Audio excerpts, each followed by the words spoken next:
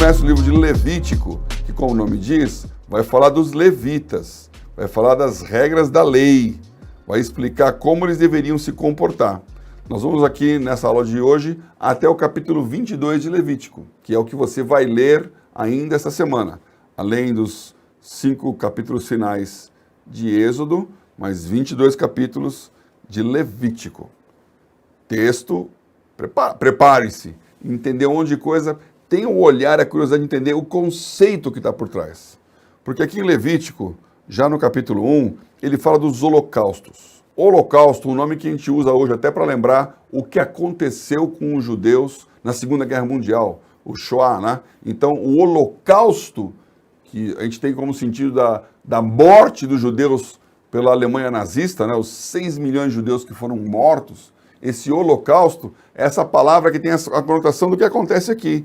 Porque o holocausto literalmente significa uma oferta queimada na sua totalidade. Então, quando um holocausto era requerido, aquele animal tinha que ser incinerado, morto, tudo tinha que ser queimado, nada seria aproveitado. Então, veja só, o que o Hitler fez com os judeus, os campos de extermínio, as câmaras de gás queimando, é um holocausto, porque Deus falou aqui, olha, você vai fazer uma oferta queimada de bezerro, gado miúdo e aves, de acordo com a capacidade, de acordo com a situação, oferta queimada. Quando ele fala de oferta queimada e holocausto, tudo era sacrificado, não sobrava nada.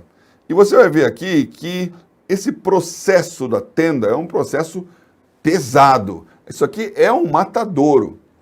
Não sei se já teve a chance de chegar perto de um matadouro. Não é um lugar cheiroso, não é um trabalho leve. O sacerdote, o levita, que até os 20 anos ele era treinado, e aí começava o que a Bíblia chama de o trabalho da carga, ele tinha que sacrificar continuamente, cortar, degolar, destrinchar, como um açougueiro, e aí então queimar aquilo, e fazer aquela fumaça subir. Então estava aquele cheiro de carne queimada, todo o tempo subindo ali, e tinha um incenso para segurar a onda. Imagina esse lugar, sangue para todo lado, novilhas, carneiros, ovelhas, bodes, cabras, aves, bois, sendo sacrificados continuamente, de acordo com as questões. A oferta queimada, totalmente queimado. Aí também tem aqui os manjares. E quando a Bíblia fala de manjares, é a oferta da farinha, do trigo, é aquilo que se produz com trigo. Os bolos, tudo aquilo sem fermento, né? Então as pessoas serviam também as primícias do que eles colhiam, manjares. Então a oferta dos manjares, que é o capítulo 2, e essa sim vai o que sobra para os levitas. Então eles já comiam o pão a partir dessa oferta de manjares aqui. No capítulo 3, ele fala de sacrifícios de paz, ou, como a gente conhece, ofertas pacíficas. Aí já não é mais um holocausto pelo pecado, é aquilo que eu ofereço a Deus como oferta de paz. E aqui então tem o que sobra da carne, o sacerdote pode pegar. Então você começa a perceber aqui que, como o levita não trabalhava, ele também não tinha terra, não podia produzir trigo, não podia criar o gado, então ele pegava o que sobrava do manjar, pegava o que sobrava das ofertas pacíficas e ele podia utilizar isso. Tudo aqui está escrito como isso acontecia. O capítulo 4 fala de o que acontecia quando alguém errava, pisou na bola. Qual que é a consequência para consertar? E é interessante, leia esse capítulo 4 aqui com cuidado, porque ele fala o que acontece quando o sacerdote erra. Quando um pastor, quando um sacerdote, quando um líder espiritual erra, a consequência que isso tem. Depois ele fala de quando o príncipe erra, que também é um líder político. Quando o povo, os homens ali, cometem seus erros. E por último, qualquer um. Então tem uma categorização aqui de como seriam os sacrifícios e quais as consequências para cada um dos erros do sacerdote do povo, do príncipe e de qualquer um. Capítulo 5 fala de pecados ocultos. Também é um assunto interessante, eu não tenho tempo, mas o sacrilégio, o pecado que você não contou para ninguém, alguém descobriu, como é que isso era limpo diante de Deus. E os pecados da ignorância, ou seja, o que eu fiz de errado, não sabia que era errado, mas depois você viu, estava errado, tem uma consequência. Ou seja, não dá para alegar ignorância. Deus quer sacrifício e sangue lavando o pecado, qualquer tipo de pecado. O capítulo 6, ele fala dos pecados voluntários. Também é um texto muito interessante. Vou abrir aqui e vou ler alguma coisa aqui, quer ver?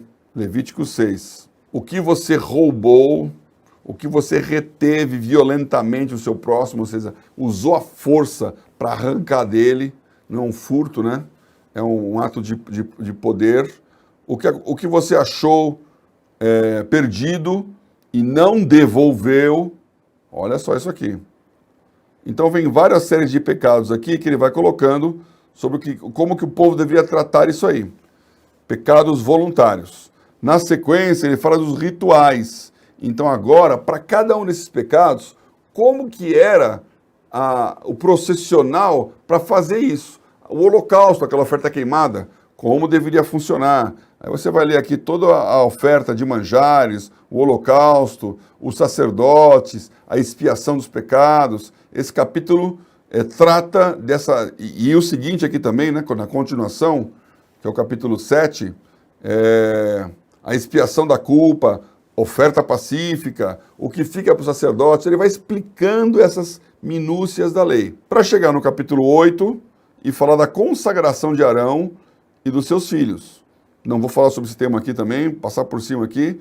Leia como que no capítulo 8 e 9, Arão tem que se consagrar, oferecer sacrifício por si, para depois oferecer pelo povo. Lá em Hebreus nós vamos ver isso no final. O sangue era o que redimia o pecado.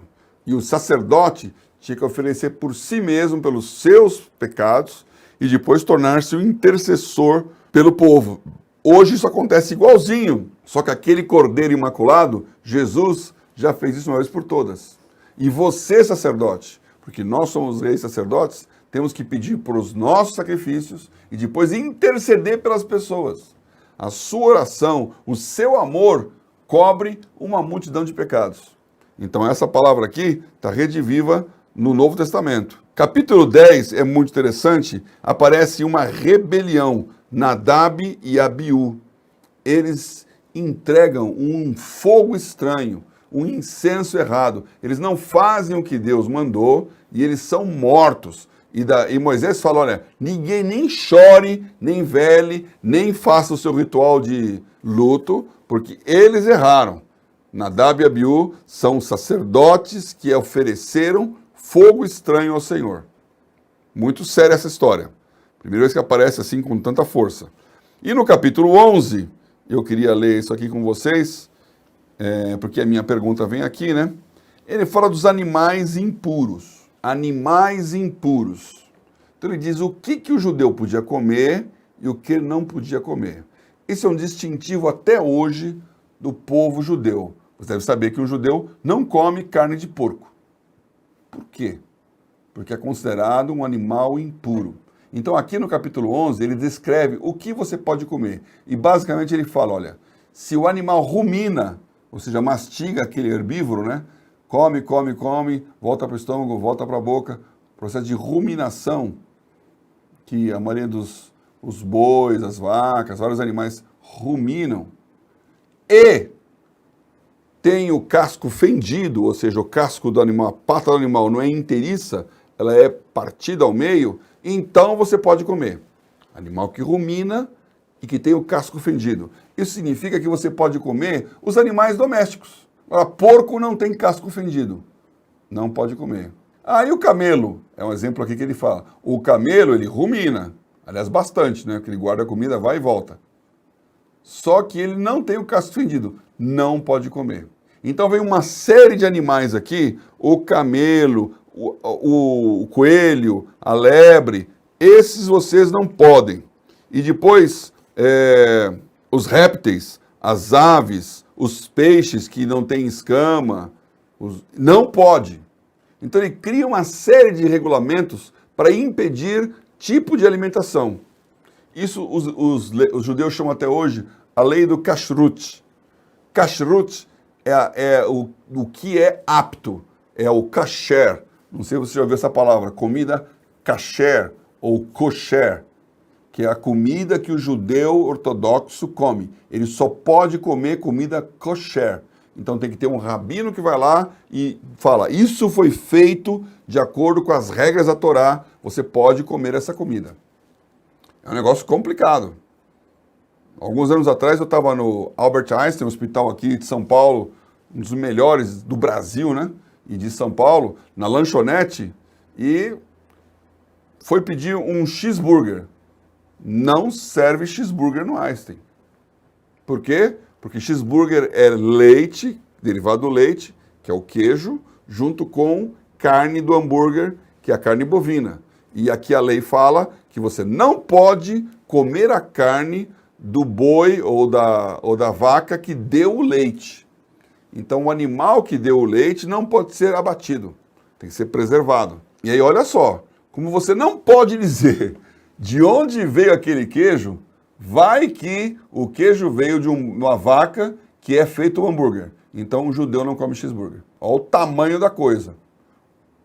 Para que a Coca-Cola entrasse em Israel, foi uma guerra, porque o rabino queria saber qual que era a fórmula da Coca-Cola para saber se era kosher. E ela teve que abrir uma exceção para que alguns rabinos pudessem, isso estou falando da década de 30, né?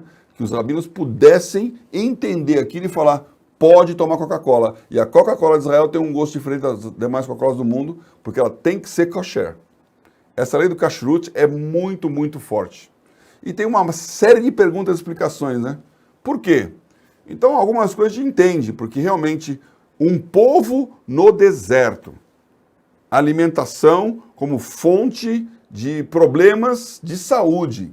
Então, o porco, um animal que transmite tantas doenças, falta de higiene. E aqui entra num ponto, porque na sequência nós vamos falar da purificação dos homens, das mulheres, da lepra. Então existe uma preocupação com vigilância sanitária. Então tem um aspecto da lei que é o aspecto material, que transformou Israel num dos povos mais limpos da história. Mas imagine naquela época, num ambiente promíscuo como era uma tenda no deserto, com rituais de purificação, que eles tinham que estar limpo, a comida, a roupa. Uma mulher que estava no período menstrual não podia ser tocada. Então o sexo não era desenfreado, existiam regras que preservavam a mulher. Tem gente que fala, puxa, mas é uma preservação de um aspecto animalesco que tinha. E todos os povos viviam assim. Nós estamos muito acostumados com o nosso ambiente hoje, que é tão mais sanitizado, mas imagina um povo no deserto, comendo qualquer coisa, tendo hábitos de vida que não eram bons. Então, aqui em Levítico, você vai estudar isso. Os animais impuros, a purificação da mulher, a lepra, que era uma doença social, então como que isso devia ser separado, lepra na casa, que é uma infiltração, como que devia ser limpo. O povo de Israel até hoje é o mais baixo caso de doenças venéreas do mundo. O mais baixo caso de câncer em genitais, por causa do hábito de limpeza e da lei de Abraão lá, tinha que cortar o prepúcio. Todo homem tem que ser circuncidado. E com isso, higiene. Então tem um aspecto humano dessa higiene que está bem colocado aqui na lei. Tem um aspecto espiritual que os judeus também olham aqui de vários ângulos, né? Porque pode, porque não pode, porque deve, porque não deve. Estude esses capítulos de Levíticos com essa cabeça aqui, porque senão você vai ficar tão chateado aqui de tanta minúcia, né? Mas veja aonde entra a imundícia do homem, a da mulher, capítulo 14, capítulo 15. Para chegar no final, capítulo 16, Arão no santuário. Como que era o processo do sacerdote cumprindo aqueles rituais.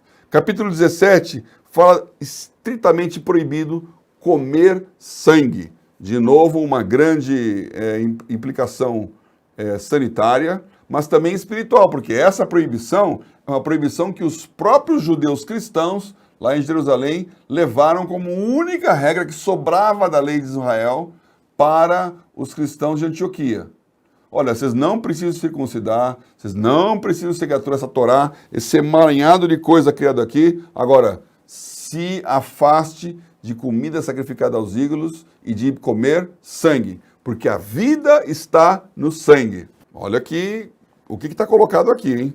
Você que gosta aí de um chouriço, né, que o pessoal fala, morcilla, como dizem aí os argentinos e uruguaios, né? Não vou nem falar aqui quem eu conheço que gosta muito de morcilla, que é sangue pisado, sangue endurecido e forma aquela bola de sangue que você come. Não consigo nem pensar num negócio desse, mas tem gente que acha delicioso.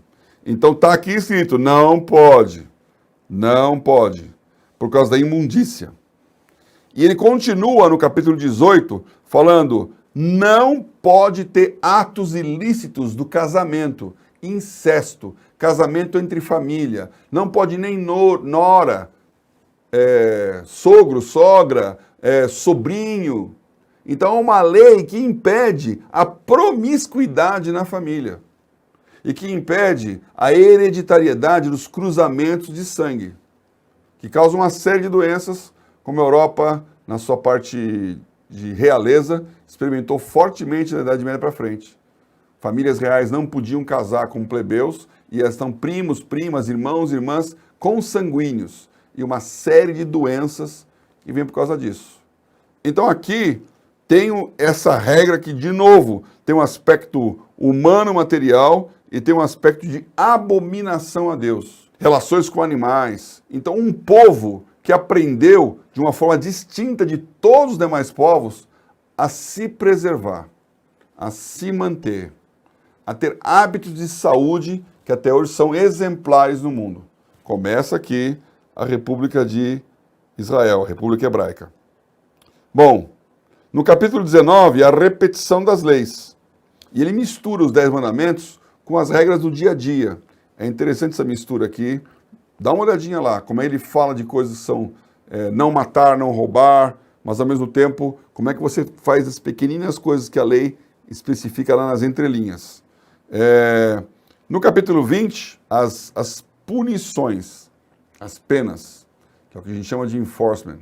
Uma lei que só fala, bom, se fizer isso, faz aí o sacrifício, então todo mundo vai roubar, matar, cometer crimes, ele vai lá, entrega um boizinho ali e está sacrificado. Quantas pessoas hoje não fazem isso? Roubam, depois pegam um dinheirinho e fazem uma oferta. Compra comida para os pobres, faz uma doação para uma entidade de caridade e limpa o seu pecado com uma oferta. Aqui não, olha, tem pena também. Se você fez alguma coisa errada, você tem que pagar o seu preço. E especifica aqui várias penas para todos os pecados cometidos. E ao final do capítulo 20 ele fala, não vão se misturar. Não casem com as pessoas da terra, não adotem os princípios da religião dos povos, mantenham-se rígidos. Vamos chegar lá em Josué nessa história também aí. Capítulo 21 fala novamente dos sacerdotes. E o capítulo 22, onde nós vamos encerrar aqui esse nosso semana, fala da lei acerca de comer coisas santificadas. E eu quero fazer uma pergunta aqui para vocês pensarem aqui. Essa é fácil, hein? Essa é fácil. Que personagem bíblico quase perde a compreensão do plano de Deus para o mundo inteiro, para todas as famílias da terra, porque ficou preso nessas leis aqui desses capítulos de Levítico. Ele não conseguiu entender que Deus tinha algo além da observância restrita da lei. E aí então ele teve que ser sacudido para entender. Não fica na letra, entenda o espírito. E você então, que tem uma tendência legalista, cuidado. Tem um monte de reguinha aqui. Quando chega Jesus, ele fala, eu não vim abrogar a lei, eu vim cumpri-la. Jesus é o Cordeiro. Jesus é o que nos libera para comer carne de porco. Você como cristão, você pode comer carne de porco. Porque existe o espírito da lei, existe a letra da lei. Nós não estamos debaixo da lei do kashrut. Que você tenha hábitos saudáveis, que você tenha pelo espírito uma consciência de tratar bem o seu próximo, a tua mulher, os teus filhos, que você mantenha a sua casa limpa, que você tenha higiene pessoal, porque isso é mordomia do corpo. E você faz isso porque você é um ser espiritual e não preso à letra da lei. Então, como Jesus diz em Mateus 19, quando ninguém tinha compreensão, a regra obrigava a pessoa a obedecer. Agora nós temos a opção de entender o que está além da lei, o que é o espírito da lei. Mas essa história nós vamos voltar várias vezes até chegarmos no Novo Testamento. Então, quem é esse personagem que eu estou falando aqui, que ficou preso aqui no Levítico e quase que não passa de Atos? Vamos ver aí se você... Essa é fácil, hein? Vamos ver se você diz aí quem foi esse que aprendeu tanto, porque estava preso aqui nesses capítulos 11, 12 da lei aqui de Levíticos. Toda semana deixamos aqui uma pergunta para você descobrir na Bíblia. E essa pergunta fazia referência a qual foi o homem de Deus lá na frente que quase perde a sua visão de reino, quase perde a sua capacidade de cumprir a vontade de Deus, a compreensão do plano de Deus para todos os povos, por causa da lei que foi lida aqui nos capítulos de Levítico, especificamente a lei dos animais puros e impuros. Lembrando que essa lei, está lá pelo capítulo 10, fala que o povo de Israel não poderia comer um animal que tivesse duas características. Não tivesse o casco fendido, ou seja, um casco inteiriço, como um cavalo, por exemplo, e não remoesse, não mastigasse novamente a comida, como fazem os vegetarianos, né? Os animais que mastigam e ruminam, isso que eu quero lembrar, os ruminantes. Então, por essa característica, um camelo, uma lebre, um coelho não poderiam ser comidos, enquanto, obviamente, um boi, um novilho, uma cabra poderiam ser comidos. Por essa lei, um porco que tem o casco inteiriço não poderia ser comido. E até hoje, então, carne de porco o judeu não pode comer. Dentre as muitas que a gente consome hoje, os animais que nós consumimos hoje, carne de porco ele não pode consumir. Quem quase tropeçou nesse ponto aí sem entender o propósito de Deus? E essa resposta acho que é mais fácil, né? Então, vocês devem conhecer a história de Pedro, que é contada depois que Jesus já morreu, ressuscitou, foi ao céu. Pedro está lá começando a igreja e no capítulo 10 de Atos ele tem uma visão de um vaso no formato de um lençol fechado que descia do céu com todo tipo de animal ali dentro dele, e Deus falava, levanta e come. E Pedro respondia, jamais comerei de algo que seja impuro, porque ele tinha animais puros e impuros, está escrito todo tipo de animal.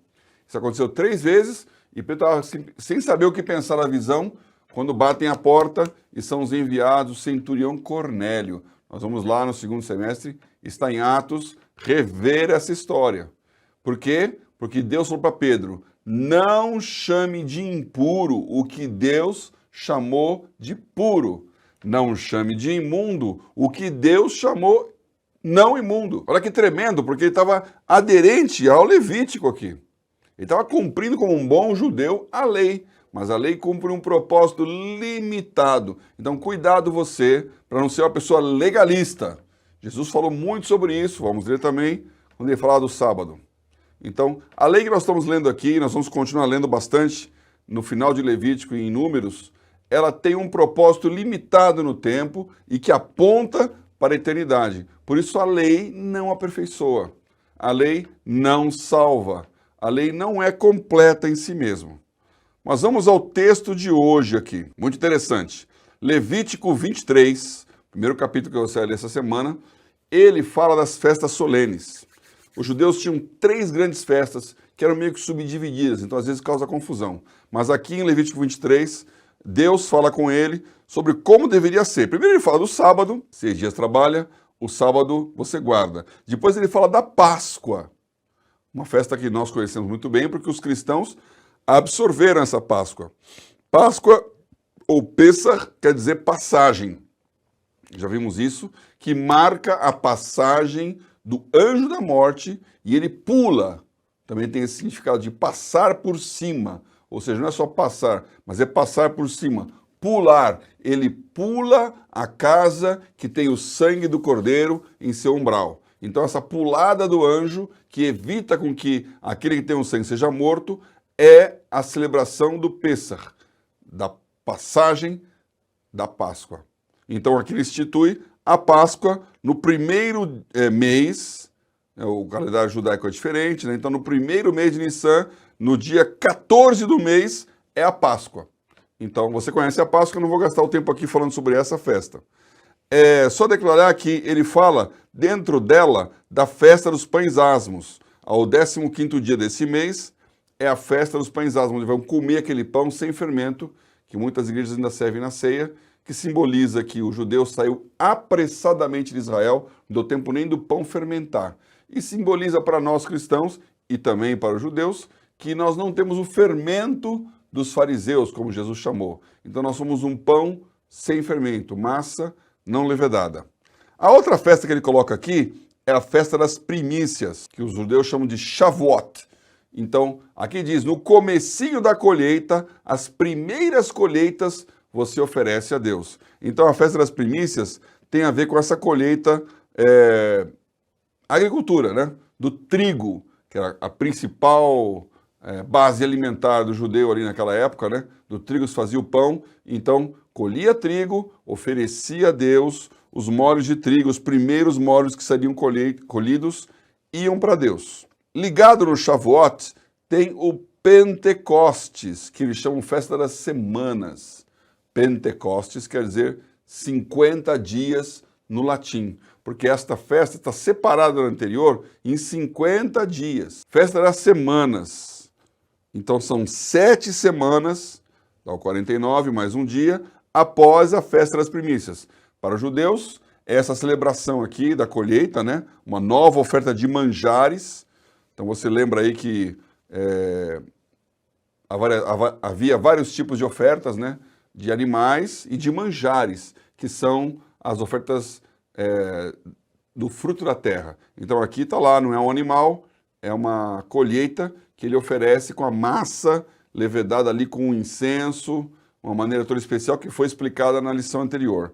Esse Pentecostes, obviamente, para nós cristãos é famoso, porque foi durante esta festa, quase 2 meses depois da Páscoa, que é quando Jesus morre, que ele ressuscita e o Espírito Santo volta. Os discípulos recebem pela primeira vez o Espírito Santo, chamas de fogo e o dom de línguas. Então essa festa, por isso o nome pentecostal, são aqueles que falam dos dons de línguas, que falam desse fogo do Espírito. A igreja mais quente aí, pentecostal, vem desse nome Pentecostes, que quer dizer 50 dias depois.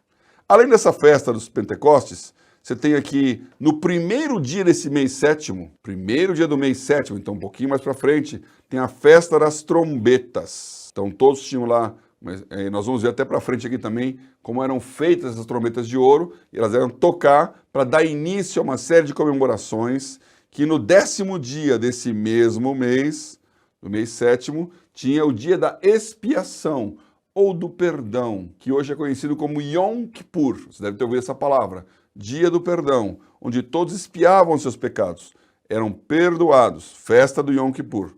No mesmo contexto do 10º dia do mês sétimo, no 15º dia do mês sétimo, que para nós aqui hoje está por volta de setembro, varia com o calendário hebraico aí, por volta de setembro, tem a festa dos tabernáculos. Hoje uma das maiores festas lá em Israel, que nós cristãos não comemoramos.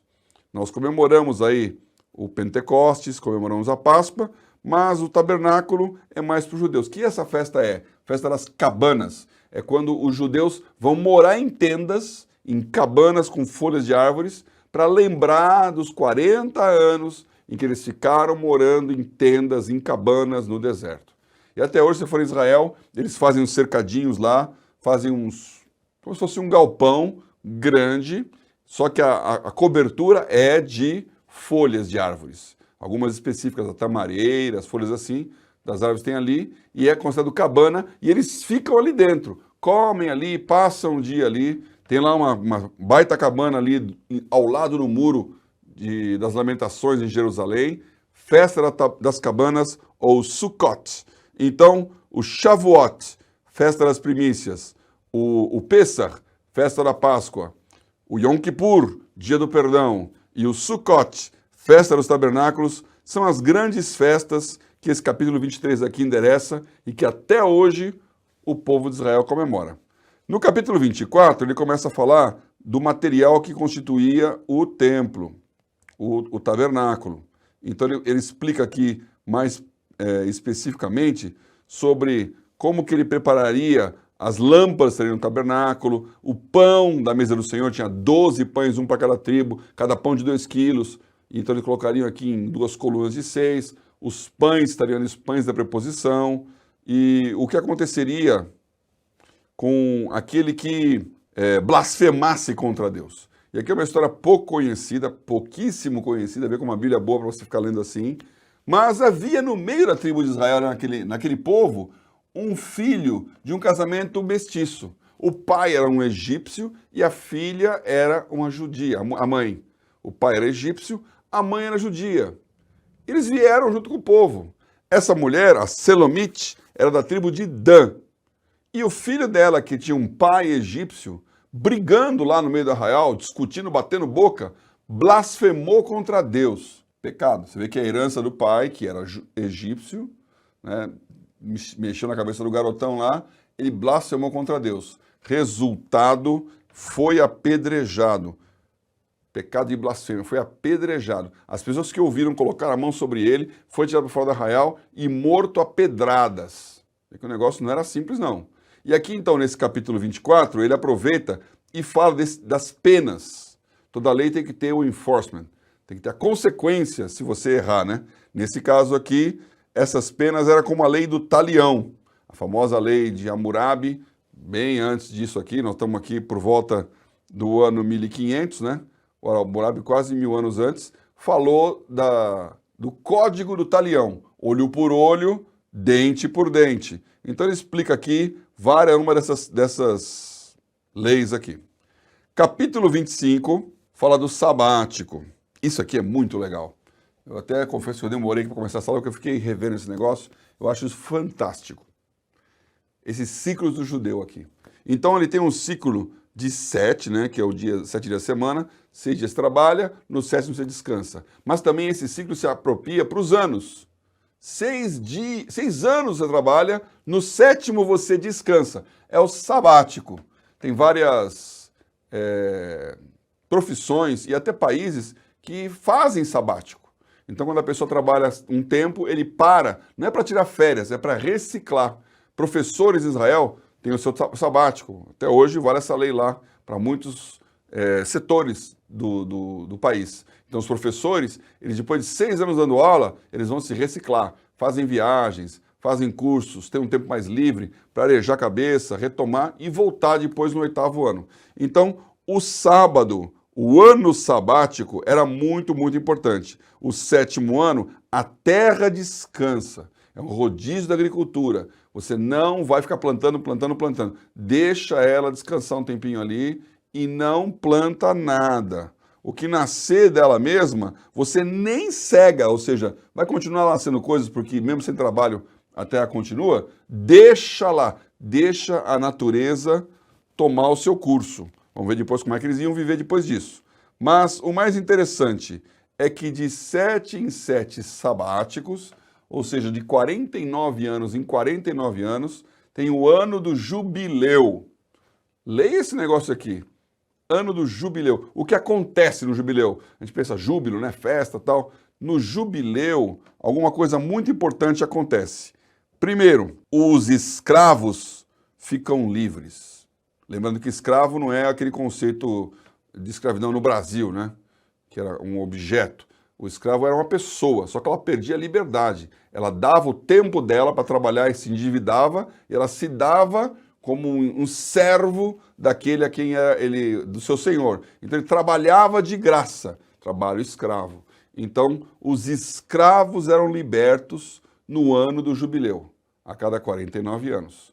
Mas os campos que tinham sido vendidos, se você vendeu a sua terra para alguém, precisou de dinheiro, vendeu, no ano do jubileu, volta para você. Já imaginou um negócio desse hoje? Você vende uma casa fora da cidade, para casa da cidade não valia isso, mas para as casas fora da cidade, cidades muradas, você vendeu, no ano do jubileu, volta para o outro dono. Por quê, hein? Olha que interessante, que tremenda é a Bíblia. Eu trabalho com o mercado financeiro, eu trabalho agora com startups, e a palavra da moda, quando você fala de startups, é fusões e aquisições. Aquisições, você compra a nova companhia, e na hora de comprar, você tem que calcular o preço, quanto ela vale, e quebra a cabeça para saber quanto vale uma empresa. E sabe o que eles descobriram? E essa palavra é valuation, ou seja, qual é o valor, como eu calculo o valuation de alguma coisa. Eles descobriram que a Bíblia aqui fala claramente. O preço será calculado na base do ano da libertação. Então, se você comprou a terra no ano de jubileu, você tem 49 anos que ela vai ser sua. Tem um preço. Se você comprou no ano 48, ela vai ter um ano só para você, porque no ano seguinte ela volta para o seu dono original. Tem outro preço. Porque aqui fala que a terra não vale... Eu vou ler aqui, que isso é muito legal, aqui no Levítico 25. Vamos ler aqui, ó. Versículo 15 fala assim... 14. Quando venderes alguma coisa ao vosso próximo, a comprares da mão do vosso próximo, ninguém oprima o seu irmão. Ou seja, você não vai fazer um negócio que vai pesar em cima dele. Conforme o número dos anos desde o jubileu, comprarás o teu próximo. E conforme o número do ano de novidades, ele venderá a ti. Ou seja, o preço depende de quão rápido ela volta para a mão do dono. E aí ele fala... Ninguém, pois, oprima o teu próximo, pois terá temor a Deus. Então, o princípio é um princípio de equidade. Como a terra é meio de produção, tudo aquilo que é minha capacidade de fazer ganhar dinheiro, ela volta. E isso faz com que o seu filho não tenha que herdar a sua mazela. Ou seja, o pai não conseguiu, o pai se endividou, o pai não produziu, e aí o filho nasce pobre, nasce sem propriedade. Aí, com esse modelo, não, a cada 49 anos, recicla. Recicla. A nova geração começa como você começou. E o outro lado da moeda também é verdadeiro. O seu filho não tem o mérito do seu suor. Você cresceu, você prosperou, você ficou rico, maravilha. O seu filho vai começar de novo depois. Então ele não herda aquela propriedade para sempre. O rico vai acumulando, acumulando, acumulando, porque dinheiro chama dinheiro, e o pobre vai empobrecendo, empobrecendo, empobrecendo. Veja a justiça social desse modelo. E mais ainda porque ele fala do valuation, que é a maneira como ele calcula esse preço aqui. E ele, quando fala sobre esse valuation, ele diz claramente, a terra, o preço da terra, não é pela terra, mas pelo número de safras que ela vai produzir. Então o valor do seu negócio não é intrinsecamente por ele. Você não compra uma empresa porque ela tem prédios, carros, ativos. Você compra uma empresa pela receita que ela vai gerar pelos anos que virão. Então o valuation hoje é fluxo de caixa descontado. Ou seja, quanto que ela vai gerar de receita e eu trago para valor presente. Exatamente o que Deus disse para o povo. O preço da terra não é por ela, porque toda a terra é minha, diz o Senhor. Você vai negociar a capacidade produtiva dela. E por isso, a casa que está no campo também vai junto no negócio. A casa da cidade onde você mora, não, ela fica para você. Mas a casa e a estrutura do campo, que é o meio de produção, ele é distribuído. Isso eu acho tremendo. Até gastei mais tempo do que eu queria falar, para falar sobre isso aí, né? E ele diz aqui no versículo 22 que, como tem o jubileu dos anos, né? Você vai deixar a terra parada no 7º ano. Deus está falando, no 6º ano, eu vou fazer a terra produzir 3 vezes mais. Porque ela vai produzir pelo 6º ano, vai produzir pelo 7º, que você não vai colher nada da terra, mas vai ter que comer, e vai produzir pelo 8º, onde você está plantando novamente, para só voltar a colher no 9º, claro. Então, Deus está dizendo, faça isso, e que no ano 6 você vai ser triplamente abençoado. Nós vamos orar sobre isso na sua vida. Se você obedece a Deus, triplamente abençoado. Muito bem, Levítico 26 fala aqui de obediência a várias promessas, e o que vai acontecer, né? Obedeceu, promessas cumprem, desobedeceu, castigos vêm. Veja aqui, ele repete bastante isso na Bíblia, não vou gastar tanto tempo aqui. No 27, ele fala dos votos. A dedicação de vidas, animais, casas, terrenos e lavouras a Deus. votos. Eu também não tenho tempo aqui, mas quero dizer que enquanto estou gravando essas aulas, final de 2021, nós estamos falando de votos de ano novo. Dia da Boa Notícia. Vai lá olhar o Dia da Boa Notícia de janeiro, ele fala sobre votos. E eu explico então nas minhas devocionais ali dos votos que estão dentro do aplicativo no Dia da Boa Notícia, o que são votos e por que eles são feitos. E aqui então ele está falando desses votos particulares e como você faz quando você dedica a Deus vidas, animais, casas, terrenos e lavouras. E como você recompra isso. É bem interessante. Ele dá um preço, se você quiser de volta, quanto você vai ter que pagar. É interessantíssimo aqui. E no final, versículo 30, olha só essa aqui, uma boa dica para os pastores aqui, ó. Ele fala que quando você vai dar o dízimo daquilo que você produziu, lembrando que não era dinheiro, moeda que estava correndo ali, era o produto da terra, né? Então 10% do que ela produz, você dá de dízimo. Ok, se você não quiser dar aquele dízimo por alguma razão comercial, você vai usar aquilo, vai plantar, vai vender, fez algum negócio, você pode pagar em grana em vez de pagar em espécie, no bem que você plantou e colheu. Só que aí você vai ter que colocar, conforme fala aqui o versículo 30, você colocará 1/5 a mais. Então, interessante essas leis aqui. Coisas que você não vê todo dia.